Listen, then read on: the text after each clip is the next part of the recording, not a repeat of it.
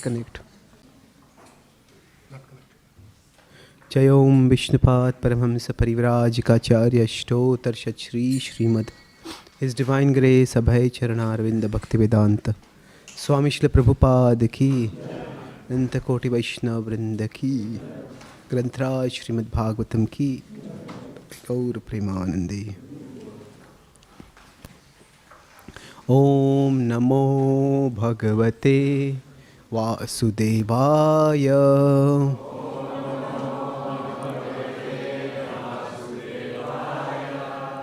Om Namo Bhagavate Vasudevaya.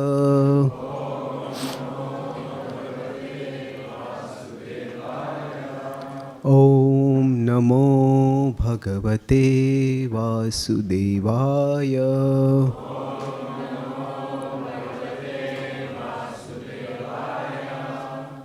Śrīmad Bhāgavatam, Canto 10, Chapter 31, Text 9. Tava kathamritam tapta jivanam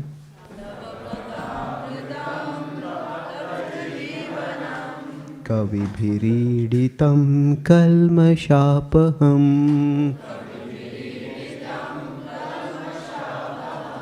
Shravanam Śrīmadātatam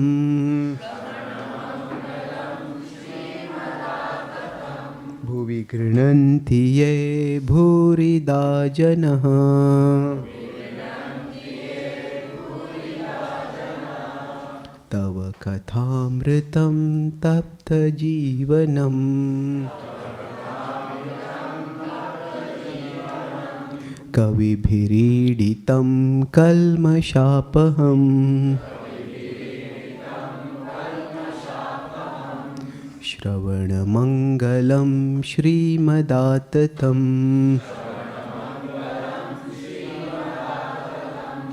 Bhuvi Grinanti Ye Bhurida Janaha Tava kathamritam tapta jivanam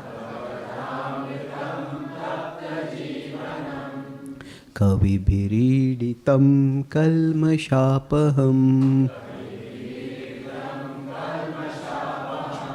Shravanamangalam Śrīmadātatam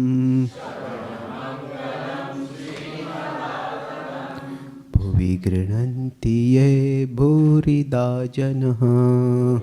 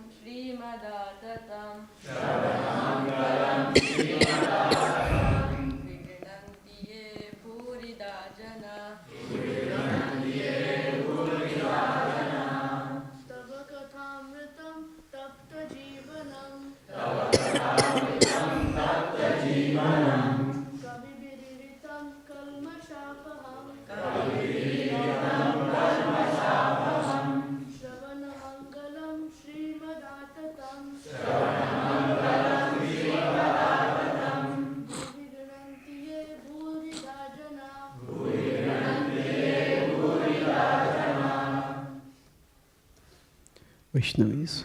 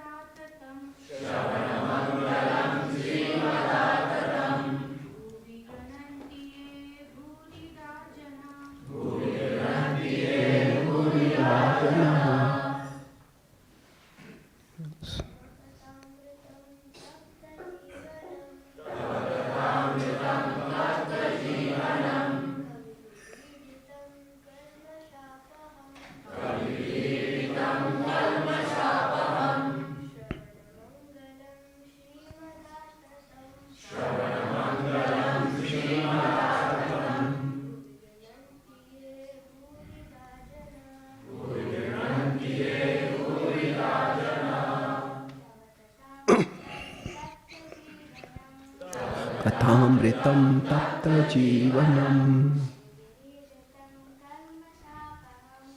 vibhiriditam kalmashapaham Mangalam Śrīmad Bhāgavatam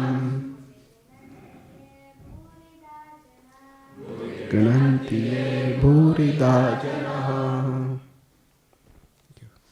Tava, your Kathamritam, the nectar of words, Tapta Jivanam, life for those aggrieved in the material world, Kavibhi, by great thinkers, Iditam, described, Kalmash Apaham, that which drives away sinful reactions. Shravana Mangalam, giving spiritual benefit when heard. Śrīmad, filled with spiritual power. Atatam, broadcast all over the world. Bhuvi, in the material world. Grunanti, chant and spread. Ye, those who. Bhuridaha, most beneficent. Janaha, persons. Translation and purport by the followers of Srila Prabhupada.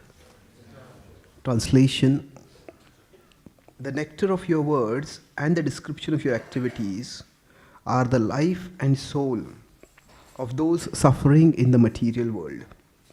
These narrations, transmitted by learned sages, eradicate one's sinful reactions and bestow good fortune upon whoever hears them. These narrations are broadcast all over the world and are filled with spiritual power. Certainly, those who spread the message of Godhead are most munificent. Purport: King Prataparudra recited this verse to Sri Chaitanya Mahaprabhu during Lord Jagannath's Ratha Yatra festival. While the Lord was resting in a garden, King Prataparudra humbly entered and began massaging his legs and lotus feet.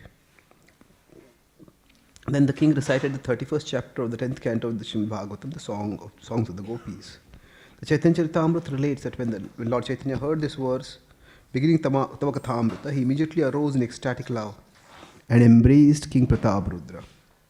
And in his addition, this incident is described in detail in the Chaitanya Charitamrita, Madhya 14.4.18, and in his edition, Srila Prabhupada has given extensive commentary on it.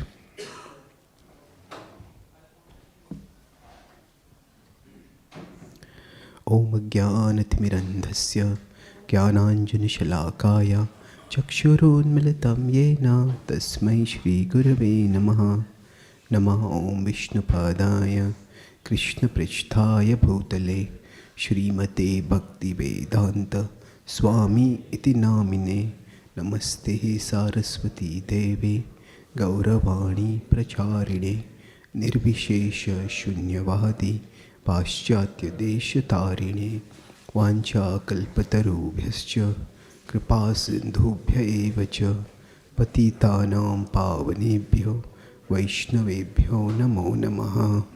Jai Shri Krishna Chaitanya Prabhu Nityananda Shri Advaita Gadadhara Shrivasadi Gaura Bhakta Vrinda. Hare Krishna Krishna Krishna Hare Hare Hare Rama Rama Rama Hare Hare. Hare Krishna. So today we are assembled on the occasion of Srila Prabhupada's disappearance day, and this verse, which is in the most esoteric and lofty section of the Bhagavatam, paradoxically also describes Srila Prabhupada's mood and mission. So contextually, this is in the Gopi Geet. The Rasa Panchadhyaya is like a 5-act play. In the first act, gopis are called by Krishna. The second act, gopis have a discussion with Krishna and they are about to dance, but then Krishna disappears from them and they search frantically for him. In the third act, the gopis sit around the banks of the Jamuna, the place where they had most intimate and sweet pastimes with Krishna, and they fervently call out to him. And their outpouring of the desolate heart shattered by separation from Krishna is the Gopi Geet. And this causes Krishna to appear in the next chapter. And then they have loving discussions about the nature of love. And in the last chapter, the gopis perform the rasa dance with Krishna. So in the Gopi Geet, which is one of the sweetest poetic narrations in the Bhakti tradition and certainly in the Bhagavatam, each of these verses is actually spoken by one gopi, and that's why it's a collective Gopya Uchu at the start. And each verse, while it is seeming to say various things, each verse is actually a call to Krishna, please come back. So for example, the first verse is Jayatite dhikam janmana vraja Shrayata indira shashvadatrahi daita drishyatam dikshutavakas Traidata savastvam vichinvate. So the implication there is, Krishna, because you have appeared here, you have made Vraja fortunate. So fortunate that even the goddess of fortune has come to stay over here. So when you have made Vraja so fortunate, how can you make us so unfortunate? By depriving us of your association. And that is all the more inappropriate because we are not living in Vraja just for our own purposes. Our whole life is devoted to you. So how can you make us so unfortunate? You cannot, Krishna. Therefore, please come back. Like that, each verse is actually a call for Krishna to return. Krishna, we know that you are not the son of Yashoda. You are actually Nakalu Gopika Nandano Bhavan. Akhila Dehina Mantaratmadruk. We understand that you are the indwelling super soul residing in all hearts. And Sakha Ude Ivan Satvatam Kule. That Lord who is within, you have now appeared in the Satvata dynasty. And it says further that for Bhajasakhe, so they are saying that you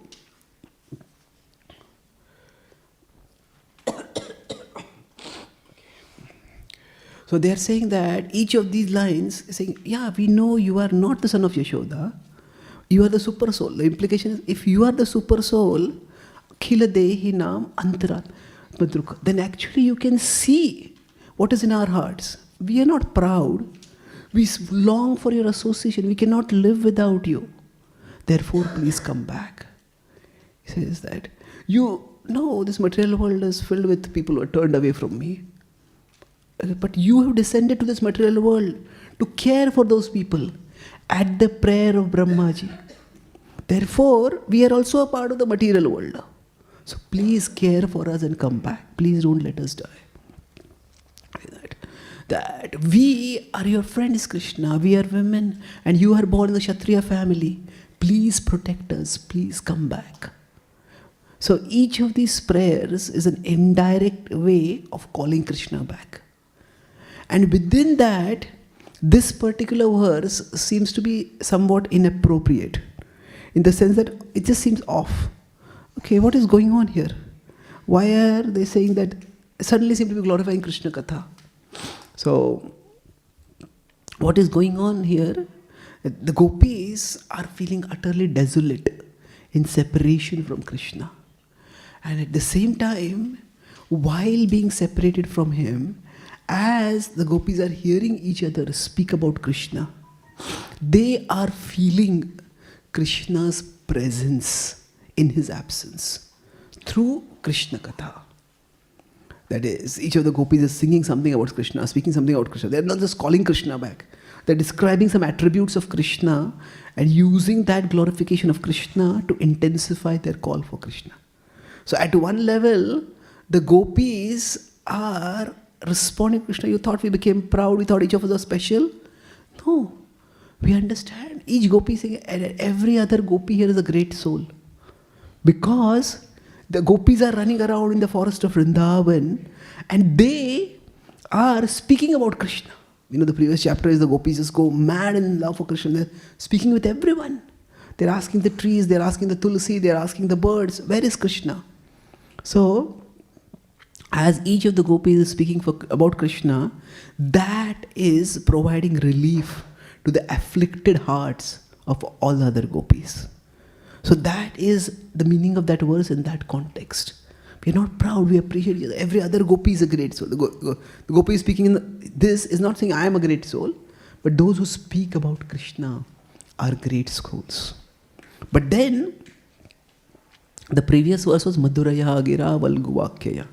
That Krishna, when we hear your words, then Buddha Manogyaya Pushkare Kshana, that even the wise are bewildered by the sweet words that you speak. So Krishna, your words are the elixir of life. So you please come and you speak to us. There are words about you, Prabhupada. The Bhagavatam is two things, words about Krishna and words by Krishna. It says your words are relieving us of this affliction that has come from the separation from you. Tapta Jivanam. That Tapta Jivanam, they are, the gopis are feeling tapta, they're burning because they're separated from Krishna. Now, so they're saying, but Krishna, you come and you speak words. If you are angry with us, you come and express your anger. But don't abandon us, don't reject us. So they're fervently calling out to Krishna. And while they're doing this, many of the verses in the Bhagavatam, they apply at various levels. Like we have the Atmaram verse, which Srila Prabhupada commented and which Mahaprabhu interpreted in dozens of ways. So 64 interpretation, that's a whole chapter in the Chaitanya Charitamrita. So this verse, of course, applies at the level of us conditioned souls. That it is material existence that fills us with the fire. The fire can be either the fire of craving or the fire of lamenting. We crave for things we don't have, that keeps us tormented. And we lament for the things which we have lost, things that have not worked out. And in that way, tapta jivanam.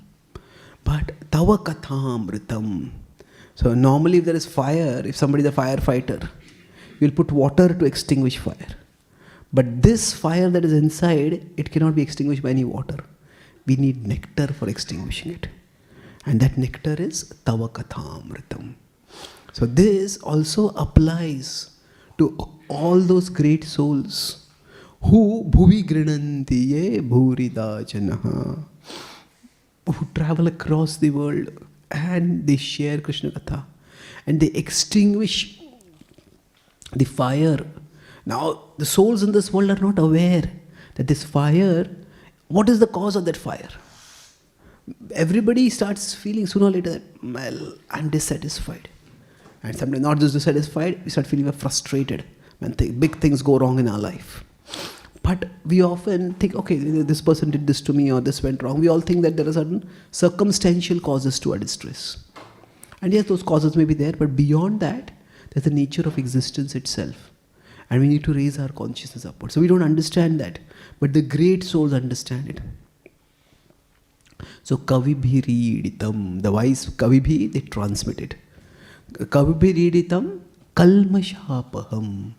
And what does they do? Kalmasha here means anything that misdirects our consciousness from Krishna. Kalmasha apaham, it is destroyed. And Shravana Mangalam Śrīmad Bhāgavatam. When we hear, there is auspiciousness that comes in. How? Śrīmad Bhāgavatam. It's filled with great power. Bhāgavatam, and it's transmitted by the great sages. Iditam is worshipped. It's worshipped and transmitted. So the idea is, Krishna is right there with us, next to us in our own heart. Krishna is here, we are here. But Bahirmukha, we are turned away from Krishna. And our consciousness is being caught and dragged toward worldly things. So Krishna Katha does two things. Kalmashapaham means the forces that are dragging our consciousness away from Krishna, those forces get minimized. Those forces get eliminated. Kalmashapaham. And along with, so this could be greed, this could be jealousy, this could be anger, this could be craving. All these forces, they just get destroyed. And this is actually the theme which will come at the end of the Gopi Gita also. When, what is the Falashruti of hearing the Gopi Gita? He said that Kama is destroyed from the heart. But it's not just that.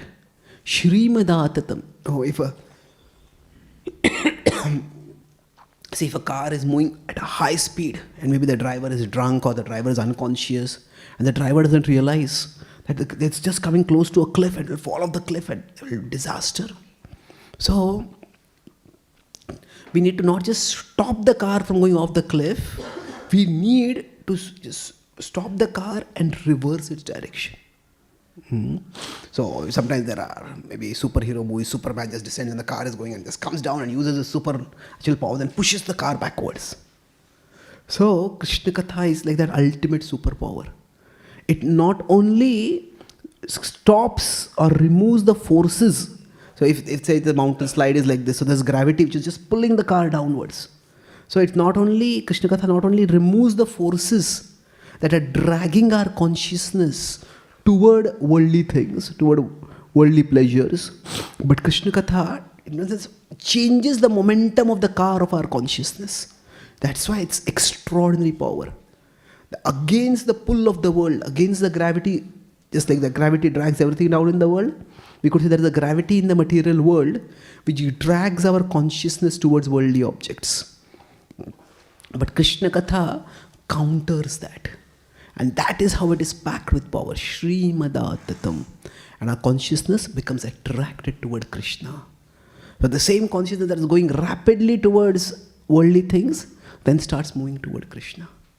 And that is the power of the great souls, to become transmitters of this power. So, and the foremost among such souls who transmitted the power of Krishna Katha was Srila Prabhupada. Now, Srila Prabhupada, his genius, we can understand it in different ways.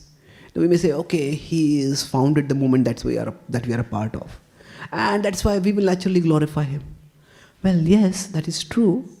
But it is not just some sectarian group praising its own, that sex leader.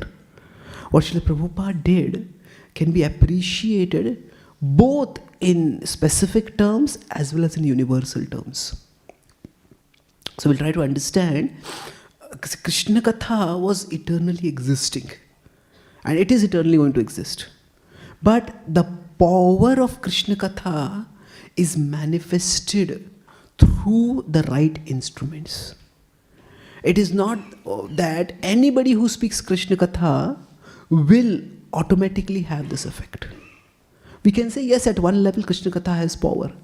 Yes, but Krishna's message has to be presented in an appropriate way. And that has two aspects to it. We often say purity is the force. But we often think of purity only in terms of, that I have no desire other than the desire to serve Krishna. But that's not the only aspect of purity. See, purity is if I am a soul over here, this is Krishna, and I am transmitting Krishna Katha. So purity has two aspects to it. One is that I have no desire other than to serve Krishna. And the other is, I have no desire other than to benefit the person I am speaking to. Sometimes we may be speaking about Krishna, but our thinking is, oh, this person should become a devotee through me. And therefore, that will give credit to me. This person should listen to me. And if that is the motive, then what happens is, that also becomes an impurity. So, we need to understand, connect with Krishna. That is our purity which is required. But to connect with the world, we need sensitivity. We need to be aware of where people are coming from. What is the opening in their consciousness through which Krishna can be brought into them? And that is where expertise is required. There are not many, few as compared to the material law, but there are souls who are connected with Krishna. But not all souls who are connected with Krishna are able to connect others with Krishna. Because that requires not just that purity in terms of one's connection with Krishna, but sensitivity. Okay, to understand. Sensitivity doesn't just mean speaking softly. That's not what I mean. Sensitivity means awareness of where a person is coming from. What is their understanding? What are their conceptions? And how can Krishna Bhakti be shared with them? So I'll talk about this aspect of Srila Prabhupada's expertise in connecting, in making Krishna's message accessible to people. So I'll talk about it both in more universal or global terms and then in individual terms also. There's another verse which talks about the potency of Krishna Katha right in the beginning of the Bhagavatam. Yasyam vaishruyamānāyam Krishne paramapurushe bhaktirutpadyate pumsam shokamoha bhayapaha. This verse comes in the 7th chapter of the first canto of Śrīmad Bhāgavatam. And yasyam vaishruyamānāyam, when we hear about Krishna, Krishne paramapurushe, when we hear about him, bhaktir utpadyate pumsam, bhakti is manifested in the heart. And what does that do? Shoka moha bhaya apaha. Shoka is lamentation, moha is illusion, bhaya is fear. All these three apaha are removed. So this verse, Jiva Goswami explains, is one of the foundational verses of the Bhagavatam. 1.4 to 6, these three chapters are the discussion between Narad Muni and Vyasadeva.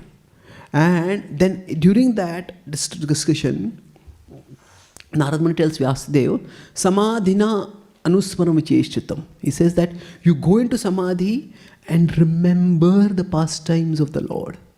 And then describe those pastimes. Samadhina anusmara. So that is exactly what Vyasadeva does in the start of the 7th chapter. He sits down in meditation and he gets a vision. And that vision is described in 5 verses. That vision is the genesis of the Śrīmad Bhāgavatam. And he sees how all living beings are caught in material existence. And the way out of material existence is through hearing Krishna Katha.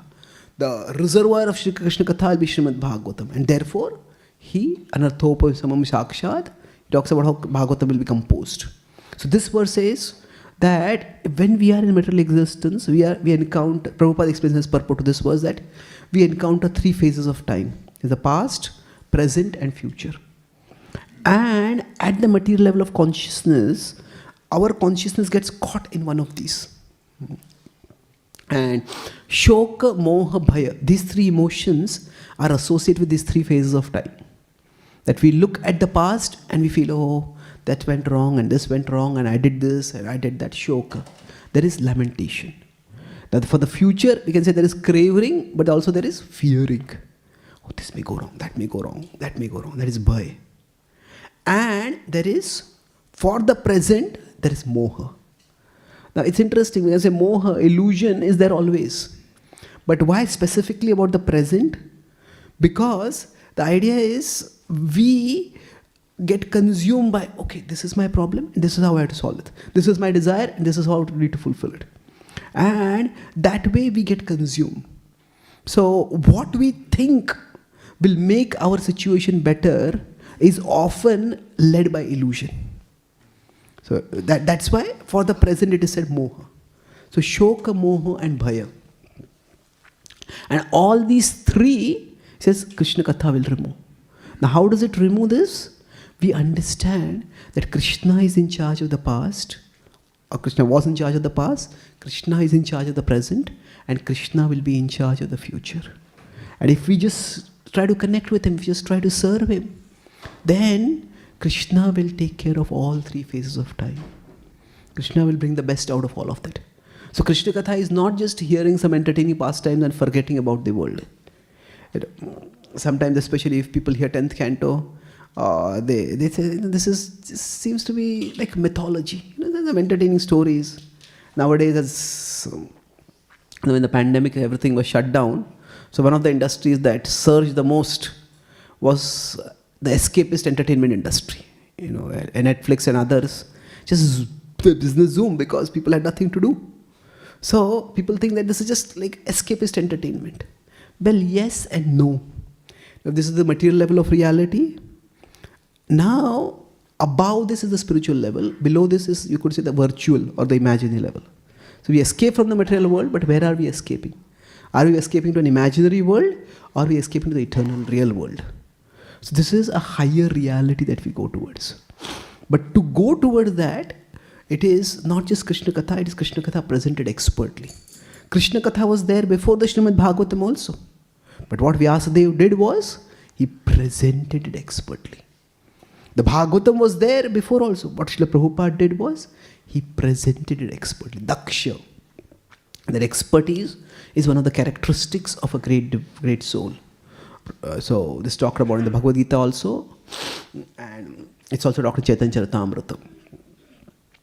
So basically, let's look at these three phases of time and see how Prabhupada approached these three phases of time in his expert presentation of Krishna Bhakti, and how we can take that approach ourselves. So generally we can say there are three kinds of people. There are traditionalists, there are existentialists, and there are utopianists. So traditionalists, they say everything in the past was so wonderful. And they just compare the past with the present. They say the present is so deplorable. So at best, they are filled with emotions of nostalgia. And the past was so wonderful, past was so wonderful. At worst, they can just be filled with complete condemnation of the present. So now, Srila Prabhupada was, so that's traditionalist. Existentialists are those, like the word existentialist has many different meanings. But from a philosophical perspective, existentialism means that actually the meaning of existence is unknowable. Therefore, all you can do is stop asking philosophical questions and just live the best way you can. So at a practical level, this leads to just live in the present. So we'll talk about little. So this is existentialism. They focus on the present. Yeah, we don't forget the past, forget the future, just focus on the present. That's philosophical existentialism. And utopianists are those who think that, the future is going to be wonderful. They may all have particular ideologies. You follow this particular philosophy, you live in this way, you can live in this way. But, yeah, the past was bad, the present is bad, but the future would be wonderful. Those are the utopianists. So now Srila Prabhupada he was not living for the past, he was not living for the present, he was not living for the future. Prabhupada was living for Krishna. So Prabhupada was neither a traditionalist, nor an existentialist, nor a utopianist. He was a transcendentalist. And as a transcendentalist, Prabhupada was Saragrahi. Saragrahi is the essence seeker. So as contrasted with that, what is the opposite? Bharavahi. Bharavahi, Bhaktivinoda Thakur says, is a burden carrier. So the burden carriers are those who just are burdened. They could be burdened by the past. Oh, I did so many bad things. People did so many bad things. The past is terrible. Or they could say the past was so wonderful, but it's all lost now. They can say the present is so terrible. This is bad, this is bad, this is bad. And they burden themselves. Or they say, the future. No, there are people who are alarmists. They say, we are going to run out of fuel. This is going to happen. That is going to happen. This is going to happen. That the world is going to come to an end. This has been propagated since the beginning of time. So they are just burdened by the future. There is the Christianity, the very big thing. The one Christian organization which has predicted the end of the world 21 times till now. And each time it doesn't happen, instead of being embarrassed, they say, Jesus is merciful, he's given you one more chance, take it now.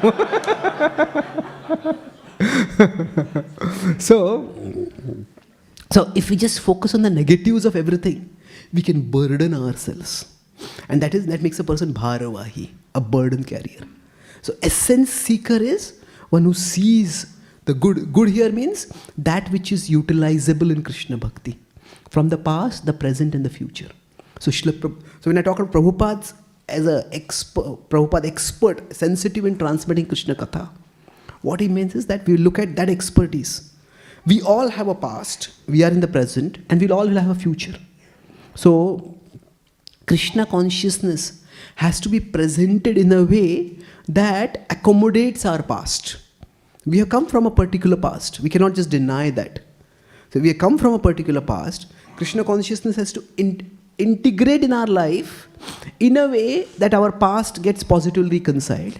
And then Krishna consciousness affects our future, present, and takes us helps us create a better future.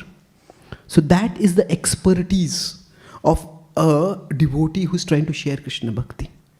So let's see how Prabhupada did that. So basically, every soul is going on a journey. We can say every soul is going on a journey toward Krishna. Yes, but every soul has an individual journey toward Krishna. And if a soul is going this way toward Krishna, we cannot suddenly drag the soul from here and you come here and go this way toward Krishna. The soul has a past. And that past has to be accepted, and within that, we say we are all trying to climb up a mountain. So if I am climbing up the mountain from this way, but somebody else may be climbing up the mountain from that way. Maybe they are 2/3 of the way up the mountain. At that time, I can't just tell them, this is the way to go up the mountain, so I'll pull you down from there. You come down here and start all the way from this.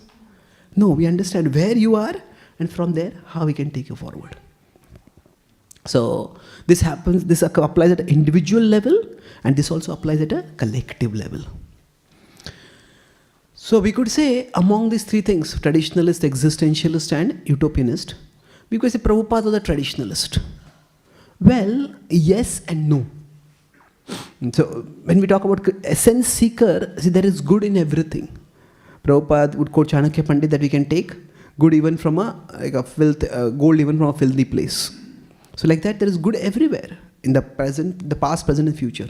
So Prabhupada was definitely a traditionalist in the sense that Prabhupada recognized that in our infatuation with progress, with the material progress, we have started looking at the past with derision, with condemnation.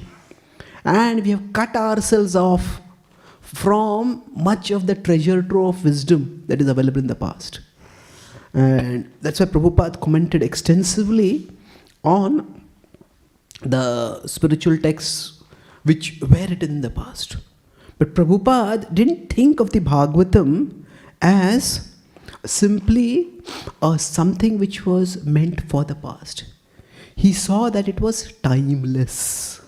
Yes, it was lived in the past, lived more frequently by people in the past in India. But he understood that this was timeless. And that's why Prabhupada's focus was not on turning back the clock. See, traditionalists, their solution to the problems of life is just turn back the clock. If we all could live the way we lived in the past, then everything would be wonderful. So, if traditionalism is taken to an extreme, that leads to fanaticism, that leads to an extremism. Because time has its own flow. We can't counter that. And every spiritual teacher, every religious tradition has to recognize that the reality of today is not the same as the way the tradition was lived in the past or when it originated. If you consider, say, this extremist organization ISIS, they had this, what they did was, their idea is to live faithfully. According to Islamic teachings is, we have to live the way people lived in the 7th century. And that's why when they will kill their enemies, they'll put them in a cage and burn them alive. But then they will shoot that on a smartphone and transmit it everywhere. So nobody can turn the clock back. So the spiritual growth is not so much about turning the clock back as turning the compass on. What is the compass over here is, every soul has the innate potential to love Krishna. And the compass is, the soul is longing for something higher, ultimately the highest reality. And right now, our compass is misdirected. Maybe directed towards so many things. So we may think wealth is the highest thing, beauty is the highest thing, fame is the highest thing, and we are all pursuing those things. So turning the compass on means our compass gets directed toward Krishna. So Srila Prabhupada, he drew from the Vedic texts, he commented on the Vedic texts, but at the same time, Prabhupada was not focused on turning the clock back. So, for example, one way in which the past and the present are different is through science and technology. And Prabhupada didn't condemn technology or science or technology, rejected. He critiqued if these were used to propagate atheism. But he said that these can also be used in Krishna's service. In fact, Prabhupada pioneered the principle of Yukta Vairagya, that everything can be used. So the good from the present can be used for propagating, for connecting with the transcendent. So that was Prabhupada talked about the East-West synthesis. He talked about that how the East is spirituality of India and the West is the technology of the West. So they are like the blind man and the lame man and the blind man. They both can come together and they can change the world. It's like the lame man can be carried by the blind man and the blind man can show the way, and both can move forward. So when Prabhupada compared the West to a blind man, it was not a put down. He's just saying that it is not a that I am from India, so India is good and West is bad. No, when the West also, spirituality was there everywhere in the world. But in its infatuation with material progress, even the West has lost its spiritual moorings. So in that sense, Prabhupada called it a blind man. And what is significant is, when Prabhupada compared India to a lame man, what he meant was that through centuries of foreign subjugation, exploitation, India had not only lost its material prosperity, but had also lost its confidence about its spirituality. And because of that, we had become incapable of both material and spiritual growth. So lame person cannot go anywhere. So in this, we often talk about this metaphor, but the point is, in this metaphor, it may seem that, oh, India is better and the West is lesser. We are going to guide. But no, Prabhupada talked about synthesis. So the way Prabhupada said the world will change is, he did not say the lame man will develop legs and will move forward. He's not saying the India of today has to be changed back to the idyllic India of some utopian past or some past. He did not say the world has to change back to the way the India was in the past. So Prabhupada was pragmatic. Prabhupada recognized that we take the good from the past. But that does not mean everything from the past can be taken today. There are two reasons. Because it may not be practical. And second is, it is not that, see, we sometimes have the idea that if we romanticize the past, everything in the past was wonderful. Well, not necessarily. Everything traditional is not spiritual. Even there were deviations within the tradition. For example, within the Indian tradition itself, the caste by birth, the idea of caste system, was a deviation. And Prabhupada did not accept that. Prabhupada opened the doors of spirituality for everyone. One of my friends, we were in Mayapur once we were in Jagannath Puri for a Rath festival, and that it suddenly heavy rains started coming in. So, we went, and wherever we could find some shelter, we were waiting for the rains to get over. So one of the devotees, at that time he went to a building that happened to be Gaudiya Mutt. He was one of my friends. So there he saw that everybody was eating, and some sannyasi came over there. And then that sannyasi was about to take prasad. So he went and asked, can I serve some prasad? Then they asked him, are you initiated? He said, no. He says, if you are not initiated, you cannot serve prasad to a sannyasi. Now that is their standard of what they call as consider purity. Now if you consider Srila Prabhupada, what to speak of accepting prasad from somebody who is non-initiated, Prabhupada was served prasad to those who are uninitiated. Not only served prasad, he washed their plates. This is from a puritanical perspective. Puritanical means purity is emphasized or overemphasized even at the cost of others' humanity. So when Prabhupada came back to India, he became like, he lived in Vrindavan for some time, and when he brought several of his, two or three busfuls of devotees from the West, from America and UK to India, it was a great moment for Vrindavan. Now, for the Vrajvasis, Prabhupada had been like their hometown Swami. So it's like if somebody is living in a small village, and from there there's some young student who goes and becomes maybe a cricket champion, or he becomes like some type of hero. And they come back, then it's like a victory tour. Everybody in the village is happy. Our person has become so great. So for the Vrajavasis, it was like that. Our Swami has become so great. He's got foreign disciples now. So now at that time the government of Vrindavan itself, the panchayat that was there, they arranged, not Mathura, they arranged a grand celebration to welcome Prabhupada. And they asked other spiritual leaders also to come over there. Other spiritual leaders. So they all came. Now, many of them were genuinely appreciative, but not all of them were. So one of them said, yes, Swamiji has made all these Western people into devotees. That's great. He says Swamiji was a businessman in the past. So because he was a businessman, he interacted with all kinds of people. He says, as far as we are concerned, we were sannyasis from our childhood. We don't interact with low-class people like this. So it is like there is damning by faint praise. You're praising, like if somebody invites us to have their house for prasad, and they ask, how was the prasad? It was edible.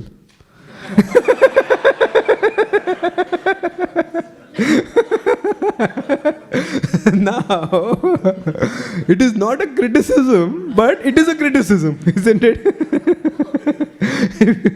So edible is like the lowest level that prasad should be, isn't it? So there is damning by faint praise. So this is like that. But what happens is Prabhupada, is it that it was not because Prabhupada had been the businessman that he was able to interact with all kinds of people.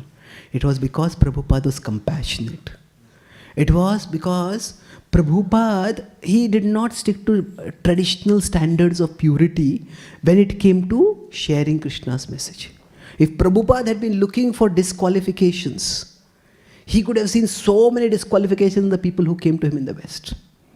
At that time, the hippies, actually, if you look at Western cultural history, the hippies were a particular phenomena. And it was not widespread. The counterculture was widespread. But in the counterculture, the hippies were a relatively small denomination. But their influence was widespread because that was so radically opposed to what people thought the West would be. So in one sense, that people from India, those who are traditionalists, they consider the West to be degraded. But the hippies were considered degraded even by the West. And Prabhupada embraced them. Prabhupada accepted them. Prabhupada didn't see everything that was materially wrong. Prabhupada saw the one thing that was spiritually right. That is, they were interested, they were inquisitive. And Prabhupada focused on that. So Prabhupada could have seen all the elaborate structure of social standards and ritual purity that was there in the past in India. None of these fit into it. But Prabhupada looked at the tradition and all the social standards and the ritual purity, all that is meant for one purpose. That is, to fan the spark of Brahma Jigyasa. The spark of Brahma Jigyasa needs to be fanned till it becomes the flame of Krishna Prem. And everything else, the social structure, the ritual structure, all that is there is meant for that purpose. So the social structure and the ritual systems, sometimes they may not be replicable. Sometimes people may not be able to follow those things. From those perspectives, people seem to be disqualified. But that spark of spiritual interest is there. That is what Prabhupada appreciated. So Prabhupada is a traditionalist in the sense that he took the spiritual wisdom that was widespread in the past. But Prabhupada was not a traditionalist in the sense that he did not try to replicate all the social structures and ritual systems. He took from those what were suitable, what were doable, those practices, and he presented them. And that's how he was Saragrahi with respect to the tradition. Now this could itself be a big subject, but the point is that Prabhupada, Phalena Parichayate, Prabhupada was able to attract people and transform people. And that was because what he gave was challenging, but it was not forbidding, it was not impossible. It was inspiringly challenging. And there are different kinds of challenges. Some challenges they seem so difficult, why should I do it? I can't do it. But some challenges are, yes, it's difficult, but you can do it. You can grow. So Prabhupada tapped the adventurous spirit within his followers. And although some of the standards were difficult, but he inspired them. So that was Srila Prabhupada's expertise. So he was a transcendentalist who drew from the tradition to transform people in the present. Then that is the past. Now for all of us also, we can look at our past, we can say, oh, I have done this in the past, I have this conditioning for the past. Or we can look at people, people have so many conditionings today. And we can just become negative. Some of us may fear, I came so late to Krishna Bhakti. If I had come younger, if I had born in Krishna Bhakti, that would have been so good. Well, okay, all that is fine to think about. But ultimately, we need to know that Krishna has a plan for our life. And whatever might be our past, Krishna can use that past to propel us forward in the present. So, if we are to be Krishna conscious, we need to at least make peace with our past. We cannot be resenting it, lamenting it. Yeah, there may be many things which are wrong, many things which we did wrong. But above what we did wrong, or what wrongs other did to us, Krishna's plan is working. So make peace with the past. And not just make peace with the past, then we can seek what is good in the past. So we all have learned certain things from our past. Some wisdom we have learned, some experience we have, some expertise we have. We take that past and we build our bhakti using that past. That's what Srila Prabhupada did in the outreach. That's what we can do. Then we come to the present. So those who focus only on the present, what are they called? You may remember? Existentialists. So existentialists have this mantra, live in the present. Well, at one level, it's good. It makes sense. We can get caught in the past. We can get caught in the future. That in that sense, it is fine. But we live in the present, but we live for something bigger than the present. If you only live in the present, suppose somebody is terribly sick. In the present, the only sensation they have is pain. You tell them, live in the present. They'll say, I don't want to live only then. Isn't it? So, We human beings long for something bigger than what the present offers us. At the same time, when you say live in the present means, say somebody is sick, they need to have the hope that there's some treatment which will make me better, which will help me move forward. But at the same time, that treatment has to begin from the present. I cannot imagine my health is great. Okay, I'm at this level of recovery. From here I can move forward. So we need to accept the present. But at the same time, we cannot restrict ourselves to the present. So same way what Srila Prabhupada did. When he went to the West, if you see, before that, his present was quite, from the material perspective, insignificant. Prabhupada had tried for 30, 40 years to share Krishna Bhakti. And he had nothing to show as a track record. Now for us as devotees, if we have been serving in a particular place, maybe we are doing preaching, maybe we are doing pujari services, we are doing some organizations, some management, then somehow we are transferred to some other place. We have to go to, because of our job, family obligation, to some other place. Then at one level, none of the services that we have done, we are going to carry them to the next place. So we are starting from, we could say, scratch, but it's not a scratch, because we have all that experience, we all have we have that wisdom. And if you are a part of the same movement, everybody will know, oh, you are doing this service in the past, and now you can take if you are leading a Bhakti Vriksha, now you can also start some Bhakti Vriksha over here. Oh, you are doing pujari services, you can take up the pujari service here. So we build on our past, wherever we are. But from Prabhupada's perspective, he had been preaching for so long, been trying for 30, 40 years since he met Srila Bhaktivedanta Thakur in 1922. But at the end of it, when he went to America, what did he have to show for it? He didn't have any followers, he did not have institutional support. He had dedicated, his hope had been that he would be able to earn a lot of money and give a lot of Lakshmi to his Guru's mission. But what to speak of giving Lakshmi to his Guru's mission? He didn't have much Lakshmi even for his own mission, what he was trying to do. So he had nothing. But Prabhupada had what he needed. That was the Śrīmad Bhāgavatam. 1962, 63, 64.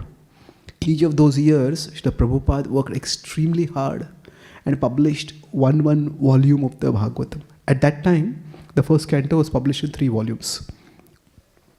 And when Prabhupada completed that 3 cantos, or 3 volumes of the first canto of Śrīmad Bhāgavatam, at that time he felt, now I have the spiritual resources to go to the West. And Krishna arranged at that time.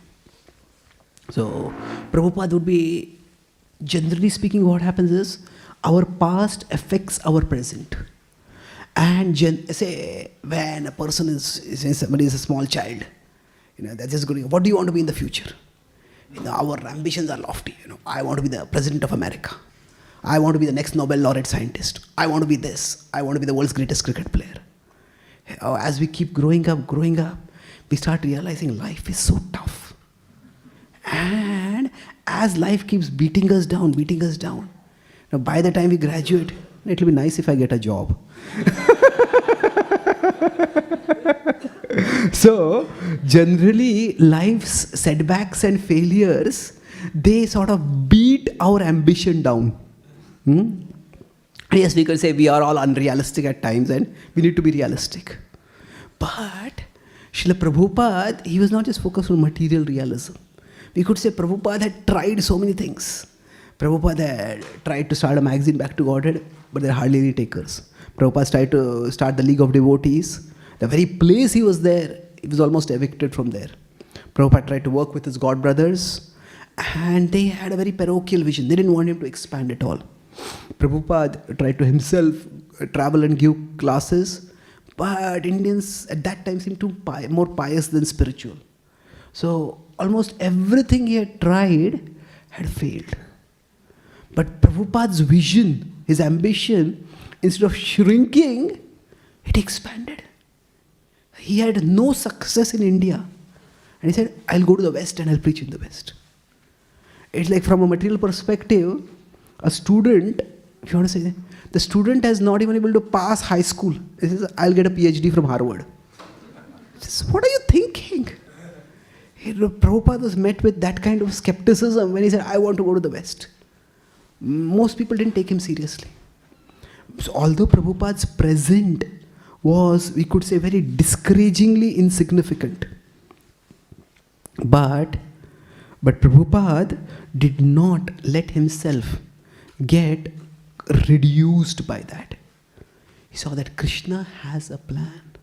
And that's why even when Prabhupada was all alone in America, just walking on the streets over there, he was neither insecure nor bitter. The repeated failure leads to these two things. That insecure, maybe, I don't have what it takes to do things. Maybe I'm not worth it. Or bitter means, we look at all the things that went wrong in our life. There's one atheist philosopher. He was asked, did you believe in hell? He just thought that he's an atheist. He said, of course I believe in hell. He says, what is hell? Hell is other people. So, some people, if they have bad experiences in relationships, they can just become bitter. But Prabhupada, although from his past there is so much negative, in his present, because he was so insignificant. He was an unknown Swami just walking on the streets of New York. But he was neither insecure nor bitter. Prabhupada had that confidence. He said, there are temples, they are filled with devotees. Only time is separating us from them. Even when Prabhupada was walking on the streets all alone, people who would meet him, Hare Prabhu met him on the streets of New York. When we say Prabhupada was an existentialist, what that means is, in what sense was Prabhupada the existentialist? That he accepted the present. He lived in the present in the sense that in the present, whatever resources were available, he would use those resources. So we know that in New York, around Janmashtami was at 26 2nd Avenue. So that place which now ISKCON has that, and it's like a memorial place for Prabhupada, which we have over there. So now our devotees are trying to contact most of the people who lived in 1966 are no longer alive, but those who are still, those are contacting them, those who lived in the neighborhood and trying to find out more. So one thing that many devotees have found out is that Prabhupada would go for long walks. Now, we could say that as Prabhupada had that habit of walking, yes, that is true. But Prabhupada would go out for walks for one more purpose. Not just for health, not for recreation certainly. Because for him, that was the way to publicize. When we want to publicize the program, we make pamphlets and we distribute pamphlets and we do now social media advertising. Prabhupada had none of the funds for that. Prabhupada would just go out for a walk. And he was an unusual person. Of course, New York at least specializes in neglecting the unusual. Because everybody lives their own life. But still, even among those, Prabhupada was remarkably unusual. And the first serious followers that he got were not people who came for his program. They're people who saw him on the streets. Because there are many serious followers, we can't judge right now, but the first who became serious at that time, that was Hare Prabhu and Kirtan Maharaj and that whole group, all of them. So what happened? Prabhupada was walking on the streets and Hare Prabhu was Howard Wheeler. He was just going along the road and they were going to have drugs. That was their way of becoming spiritual. So LSD is a drug, but at that time those people had re-Christian LSD. They said LSD is the league of spiritual discovery. So anybody who takes LSD will discover spiritual truth. So he was going to take drugs and he was just going along. He was on one side of the road and he looked and he saw Swamiji over there. Who is this? This strange person is after. And he said, am I already high on drugs? What's happening? And then a truck passed by. And he waited and he saw, is the Swamiji still there? If it's a hallucination, it will go away. So the Swamiji was still there. Okay. Now, he had been quite a serious spiritual seeker. He, along with some of his friends, had gone to India in search for a guru. But he had not been able to find anyone. He said that those who seemed to be enlightened didn't know English, so we couldn't communicate with them. And those who knew English didn't seem to be enlightened. So he had come back from India disappointed. And then he waited and another lorry passed by. Now he saw, okay, not only that Swamiji is walking, he's stopping and looking at me. So Prabhupada was just walking lost in his thought. He was looking around. He said, somebody's interested. Prabhupada stopped. And then he stopped and he saw Prabhupada was smiling at him. So then he waited and he crossed across the road. And then he spoke to Prabhupada. Swami, are you from India? He said, yes. And you? Prabhupada said, Prabhupada obviously he's not from India. But he said, you? I have visited India. Prabhupada was smiling and talking with him. And I grew up with there's this big lorries going back on the road. But Prabhupada seemed to be rooted in something far beyond the Lower East Side. He seemed to be sublimely peaceful, sublimely joyful. Even if nobody had become a devotee by Prabhupada's preaching, Prabhupada was still happy. Why? Because he was doing the instruction of his spiritual master. So if you see the Markine Bhagavad Dharma song, the first line is Boro Krupa Kaile Krishna Adhamera Prati. That Krishna, you've been very merciful to me. How? Now we may say, if we think about that situation, what is the mercy? I said, Prabhupada is all alone, he has no money, he has no organizational support, he has the people who's going to host them, he doesn't even know them, he doesn't know how they're going to receive him. He has just had 2 heart attacks, he had a severe bout of sickness. When he came on the bus, when he's going to land, he doesn't know whether to turn left or right. So somebody said, where is the mercy? There is no mercy at all. But what is Prabhupada saying? Prabhupada is saying that my spiritual master had given me the instruction to share Krishna Bhakti in the West. Now, in my old age, Krishna has at least given me the opportunity to fulfill that instruction. So I am great, Krishna, you are so merciful to me. So Prabhupada had no facility. But there's a difference between opportunity and facility. Prabhupada saw just having that opportunity as mercy. And Prabhupada was grateful for that. So when we say live in the present, like that's the existential philosophy, Prabhupada, that means that we need to accept our present wherever we are. Maybe we could do more outreach, maybe we could do more service if we had more facilities. But we accept the facilities we have right now. And we do what we can with what we have. So one way we can define surrender, that acceptance is not passive in bhakti. We accept what we have, and when we surrender to Krishna means we serve Krishna with what we have now. Do what we can with what we have now. That is existentialism in a devotional sense. Okay, right now I'm doing a program, only 3 people have come. Now, Prabhupada, many of Prabhupada's disciples, they would say that whether Prabhupada was giving a private darshan where 5-10 people were there or Pandal program with 5,000 people, Prabhupada would speak about Krishna with the same earnestness. Yes, naturally Prabhupada was happy if 5,000 people would come. But Prabhupada was concerned about pleasing his Guru and Krishna.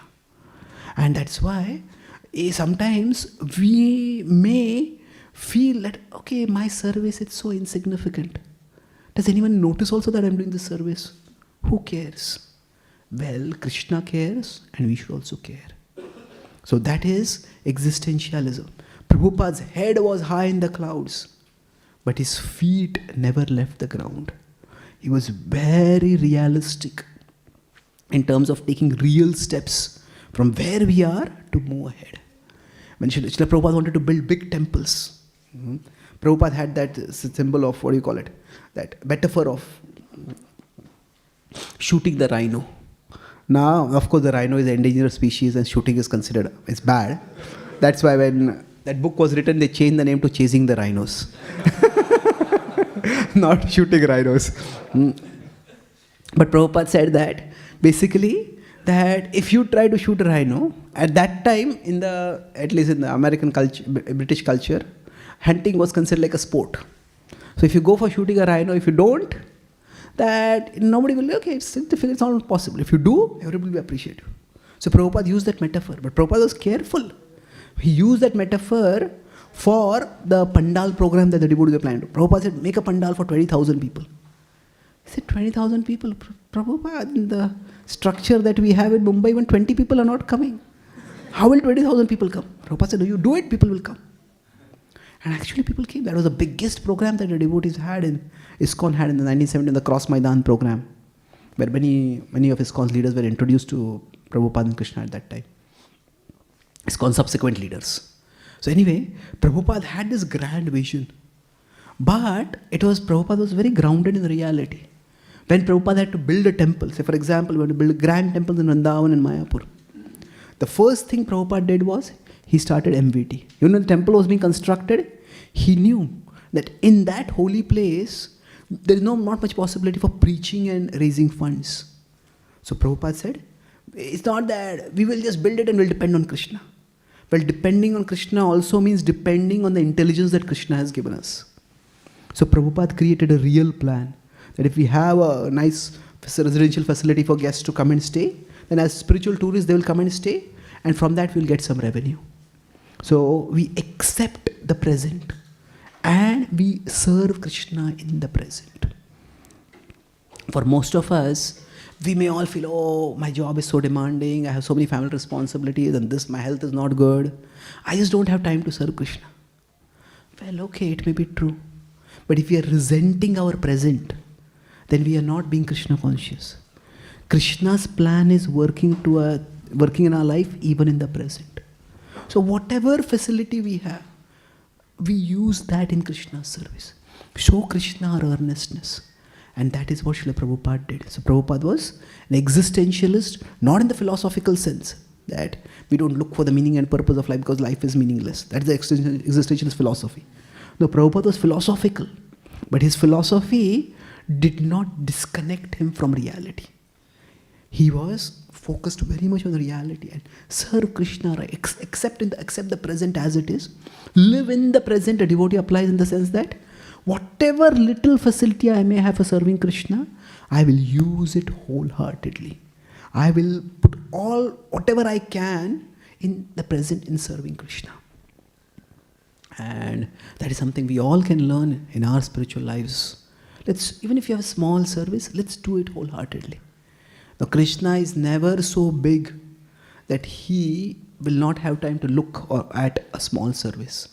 Krishna notices even the smallest service. We know the story of Lord Ram, where the monkeys were bringing big mountain rocks and boulders.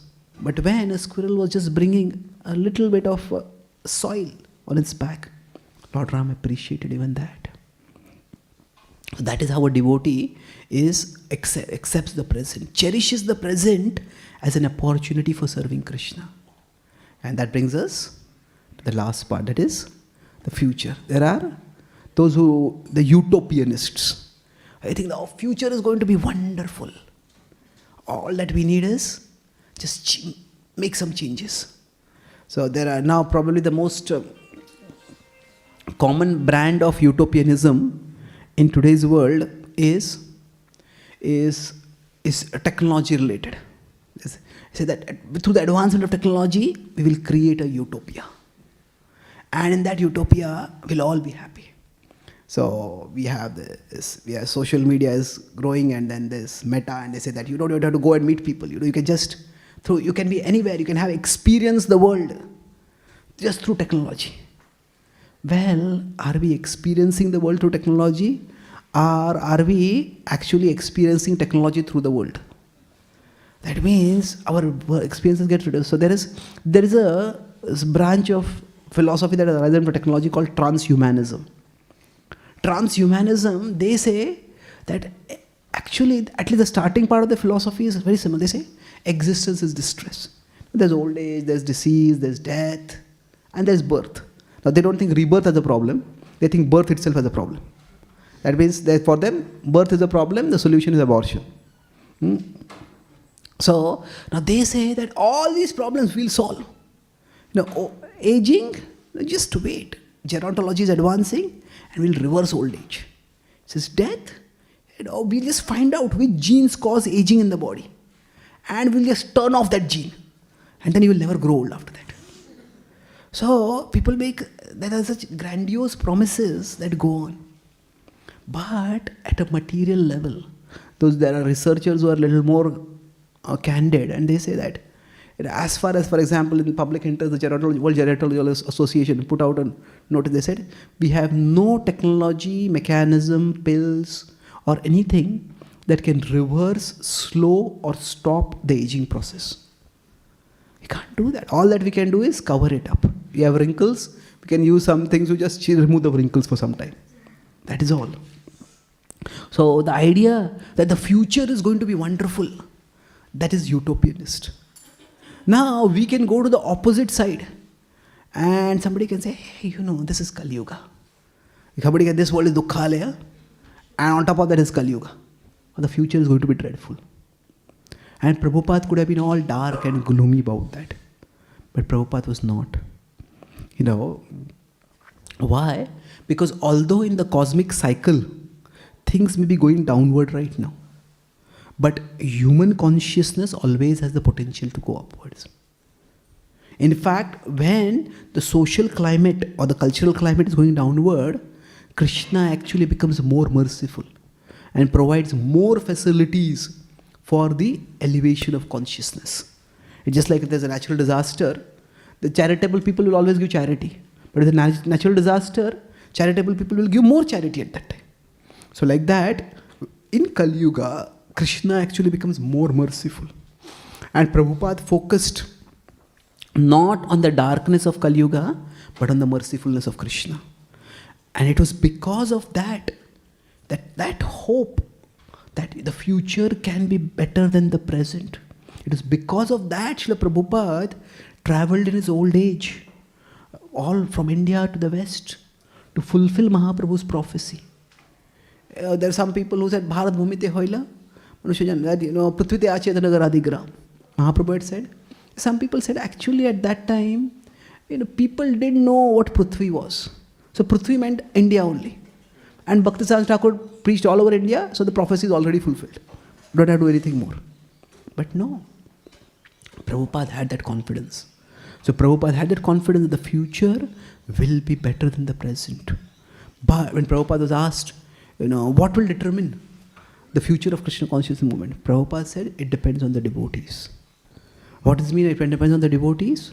At one level, we can say that it is Mahaprabhu's prophecy is going to be fulfilled. But it needs devotees to take responsibility. The Lord acts in the world through human instruments. Through human instruments. That is, there have been many great previous acharyas, and they were profoundly learned. But those previous acharyas are not going to come in the present to preach in the present. It is each generation of devotees has to take that responsibility. In his generation, Prabhupada took that responsibility. In the subsequent generation, Prabhupada disciples took that responsibility. Many people thought that Swami, the Bhaktivedanta Swami, his group is so otherworldly that it's not going to last after him. Yes, there were problems after Prabhupada departed, but our movement has not only survived, it expanded. Prabhupada had 108 temples, now there are at least 600, 700 temples across the world, and so many other centers which are spreading Krishna consciousness in different ways. So our movement has shown its resilience and is moving forward. So every devotee needs to have that hope and that confidence that the future will be better than the present. That actually, no matter how dark and materialistic the world becomes, there are opportunities for sharing bhakti. As Prabhupada was quite prescient with respect to that. Many of the things which have become quite influential in the West, say for example, veganism has become very widespread in the West. If you look at its history, it's complex, but Prabhupada was among the first spiritual teachers who came from the East, not just from India, but even the Buddhist leaders.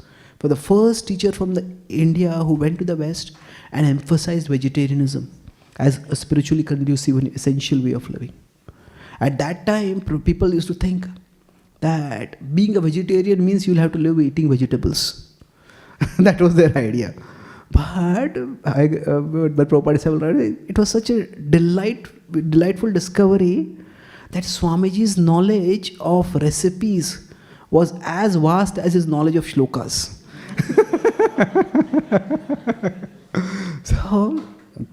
So Prabhupada actually pioneered that, and that's spreading across the world. If you look at 1960s, Prabhupada was one of the first persons who talked about simple living and high thinking. And now, not simple living, many people might talk about it. Prabhupada talked about it in the context of a spiritually driven, spiritually grounded vision.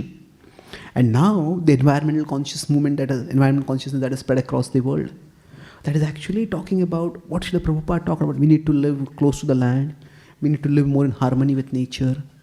So Srila Prabhupada saw those things and he talked about these things. So in today's world, even from a perspective of outreach, the environmental movement, the vegan movement, the yoga movement, the mindfulness movement, all these are indicators of sattva rising. All these are indicators that people are looking for something higher. And that's where we have opportunities for sharing Krishna Bhakti. And a devotee is not a utopianist in the sense that, oh, the future all problems will be solved. But in the future, there will be opportunities to share Krishna Bhakti. And there will be better opportunities than what I have in the present. I use my opportunity in the present and look forward for better opportunities in the future. For ourselves also, we have many conditionings. And you may think, I've been fighting against those conditionings and still they seem to be coming back. Is this like all my life I have to just keep fighting against those conditionings? Are these ever going to go away? And we may become pessimistic or disheartened about the past. But we need to know that Krishna is with us always. And yes, our conditionings may be strong, but Krishna is stronger. And if we just hold on to Krishna, sometimes we focus too much on whether I'm able to give up my conditionings or not. Instead of focusing on that, we focus on connecting with Krishna. If we keep holding on to Krishna, that hold will become stronger and stronger for us. Like we are in an ocean and waves come sometimes. Sometimes if a giant wave comes, we may get swept away. We can't know what kind of waves will come in the future. But Krishna is like the unshakable anchor. And Mam chayo vibicharena bhakti yogena sevate. Sagunan samatityaitan brahma bhuyaya kalpate. In 14:26 the Gita Krishna says, you just hold on to me, you will go beyond the modes. So what we do is, Krishna is the anchor. And we try to hold on to Krishna as tightly as we can. By our chanting, by our hearing, by our doing seva, by our coming in satsang. Just learn to hold on to Krishna. If we learn to do that more and more, no matter what wave comes in the future, that wave may shake us, that wave may sweep us, but if we hold on to the anchor, we will not be completely swept away by that wave. And even if we are swept away, now Krishna is like an anchor that extends throughout the ocean. No matter where we get swept away, Krishna anchor is still there. So if we just focus on developing the habit of holding on to the Krishna anchor, then we will not be swept away. And even if we are swept away, we'll immediately be able to come back and hold on to that anchor. So we focus, a devotee has always to be driven by that hope, by that faith, by that positivity. That yes, the future will be brighter than the present.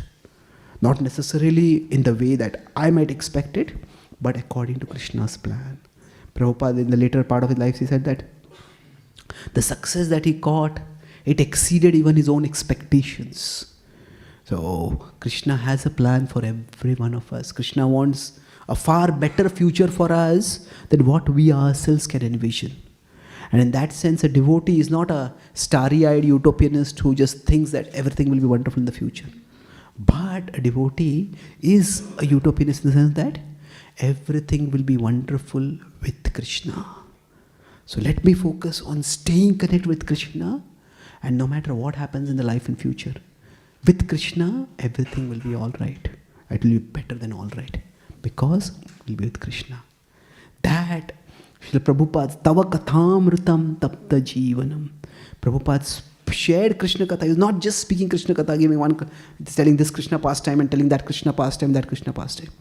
But yes, that Prabhupada told Krishna pastimes, but more than the pastimes, what Prabhupada gave was the wisdom of Krishna Bhakti in a way that could address the distresses of life, that could show people how to take the essence from the past, take the essence from the present, and look at the essence in the future.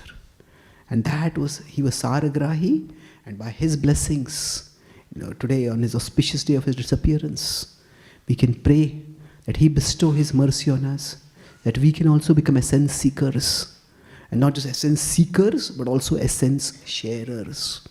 That we can also carry on that wonderful legacy that he has provided us. According to our small capacity, we take it forward.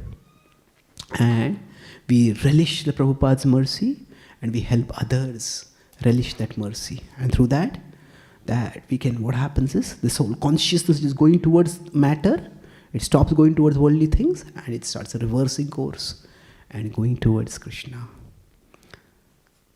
So I'll summarize. I spoke today about how this verse seems to be out of place in the Gopi Gita. There gopis are praying, Krishna, come back. But how is this verse connected with that theme? Krishna, if you think we are proud, no, we are not. Those who are speaking about you, they are great souls. So the gopis are appreciating each other. Other gopis are speaking about Krishna.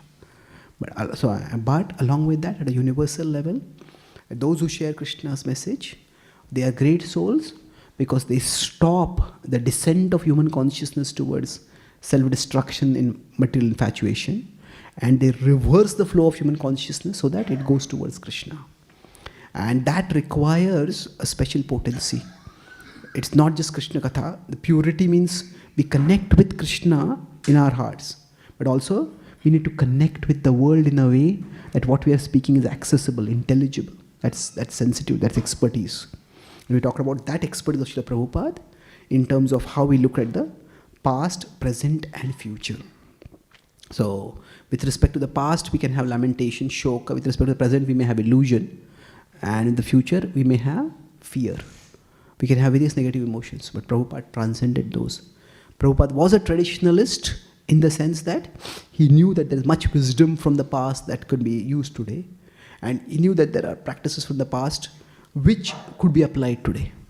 But Prabhupada was not a traditionalist in the sense that he didn't try to turn back the clock. His focus was not simply on recreating the entire social structure or the entire system of ritual practices. His focus was on taking this, looking at all those things were meant for fanning the spark of spiritual inquisitiveness, Brahma Jigyasa, and making it into the flame of Krishna Prem. And Prabhupada did what was necessary, what was suitable. Prabhupada did not look at the disqualifications of his audience. He looked at the spiritual interest that he had, and he fanned that.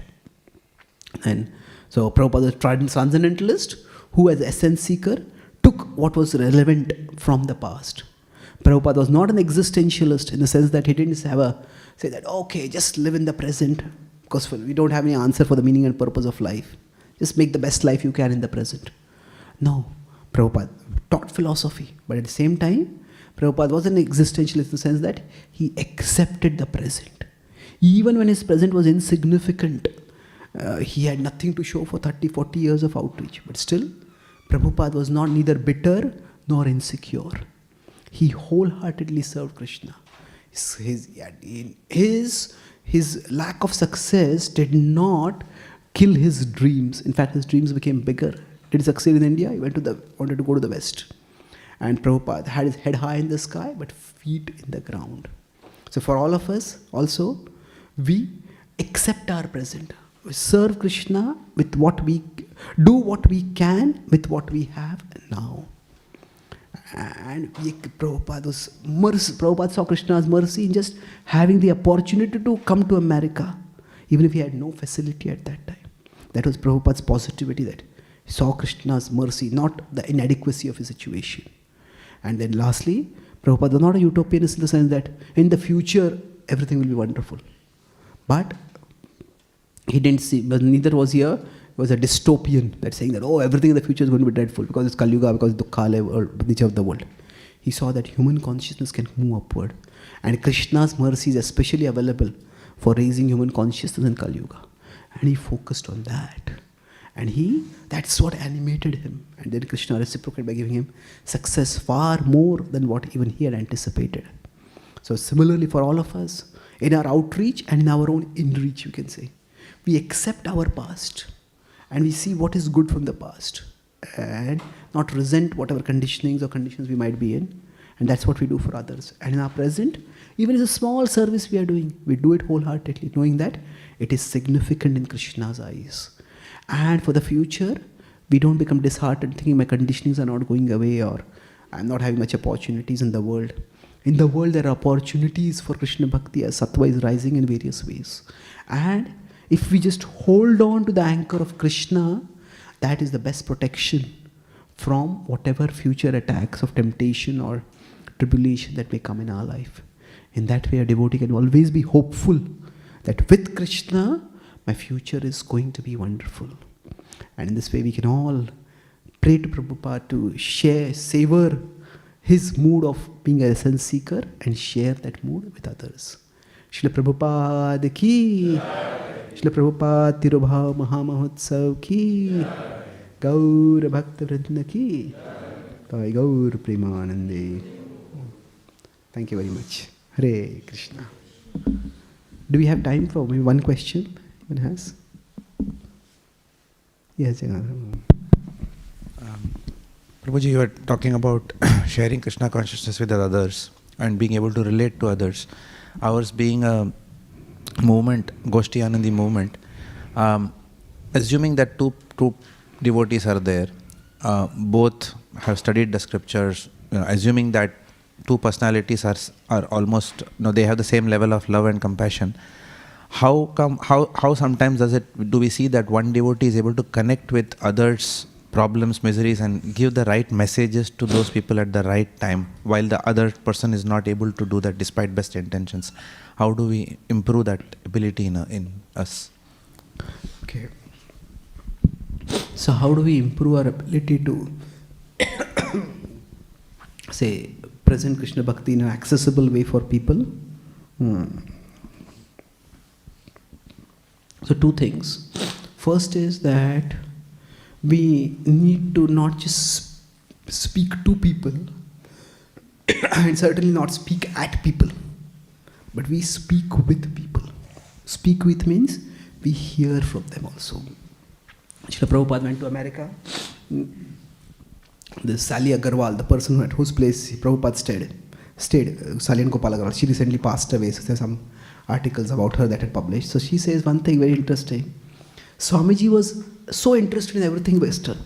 He says how the vacuum cleaner worked, how the fridge worked, how the subway worked. Now, did Prabhupada go to America to learn how the vacuum cleaner worked? No. Prabhupada was trying to understand how the American mind works. And so Prabhupada was observing and learning. So it's important that we also hear from people. Now, it's not that we only hear and we don't speak at all. Sometimes in the name of empathy, we may not give any wisdom at all. But when we're hearing, it's not just this happened in the life, that happened in that life. We try to see that how is Krishna acting in this person's life. Right? That if that person has come to meet us, we are interacting with that person right now, that means Krishna has some plan, and that's how they have come to have a connection with the devotee now. Even if we say we are not devotees, but we are trying to practice bhakti, we can have the opportunity to share bhakti with others. So yes, so we try to see how Krishna is acting in everyone's life. What insights has Krishna given to this person? What wisdom has Krishna given? Instead of saying that simply, how they are not acting in relationship with Krishna. Oh, they're eating meat, they're drinking wine, they're doing this, they're doing that. We see how Krishna is acting. And then we try to see, okay, this is how Krishna is doing. How can I assist Krishna in doing that? So if this person has an interest in music, then we can share some spiritual music. This person has an interest in environmental consciousness. Okay, then we try to offer we say Krishna wisdom connect with environmental consciousness, or tell them some projects about that. So essentially, when we say we hear from others, what it means is, if we try to understand, this is where the consciousness is. So there are, rather than thinking of how can I get Krishna into their consciousness, that's important, but sometimes people are not ready for that direct Krishna into their consciousness. So what we can do is, we can turn and see what is there in their consciousness can be connected with Krishna. It's a different approach, but it's an important approach. There are some people who are ready for Krishna and they can just take Krishna into their consciousness. But for others, what is in their consciousness, How can we connect that? How can we bring Krishna, link that with Krishna? So, if we think from that perspective, then it's relatively easier to find something. And Krishna Bhakti is very, very multifaceted. If you look at the stories of how I came to Krishna consciousness, it's extraordinary, because every devotee story is quite distinct. So that preparation for bhakti that is happening in people's life, you can call it preparatory bhakti. You could say like pre-bhakti it is, but that Krishna can be preparing for bhakti in many, many different ways. So for example, we may say, I talked about drugs in this League of Spiritual Discovery. So yeah, drugs are at one level tamasic, and we certainly don't recommend taking drugs. But for many people, when they take drugs, and these psychedelic drugs, what do they do is, they give us altered states of consciousness they lead to. And that's what is people's first experience, that maybe what I experience in my day-to-day life is not the full reality. Maybe there is more to reality than what I'm experiencing in my awake state of consciousness. And that opens people to spiritual worldviews. So rather than saying, oh, this person is doing drugs, say, oh, this person has that. Okay, then there are higher states of reality. There are other states of reality also there. So if we think of that Krishna is preparing everybody's head and heart for bhakti, that is what Krishna is doing for everyone. Then when we are hearing from them, we are observing them, that actually makes us Krishna conscious. Sometimes we think our Krishna consciousness means that we see how Krishna unconscious everyone is.